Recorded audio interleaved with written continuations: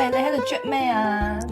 小心啲啊！呢隻係64 Audio 嘅 12 tie 啊，咩太話？係64 Audio嘅最新耳機12 tie 啊，採用翻航空級嘅 TI6AL4V 鈦合金打造，包括係外殼、面板同埋 M20 Apex Module 咧，都係用翻同一個鈦合金嘅。霧面自然泰式，低調奢華又輕身，戴得舒服又襟聽。靚係靚，但係有咩咁特別先？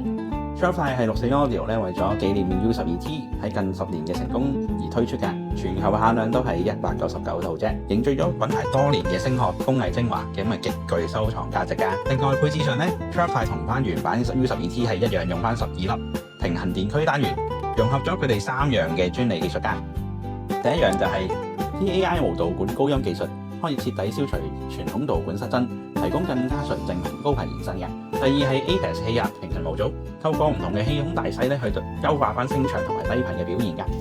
第三係 LID 嘅線性阻抗熱設計，確保咧喺唔同嘅播放設備之下咧，都可以做翻一致嘅頻響特性嘅。呢啲技術加埋咧，可以令到佢做到一個平衡而且自然同埋精準嘅調音表現嘅。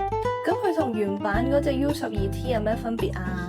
同原版相比咧，12 tie 喺整體調音上維持翻高度一致嘅平衡。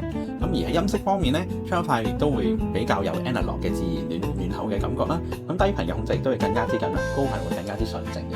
呢個微妙嘅差異，一方面嚟自於鈦合金外殼帶出嚟一個更好嘅共振控制啦，另一方面咧亦都受惠於呢一條咧專為12 tie 而打造嘅4芯銅鍍銀嘅平底線材㗎。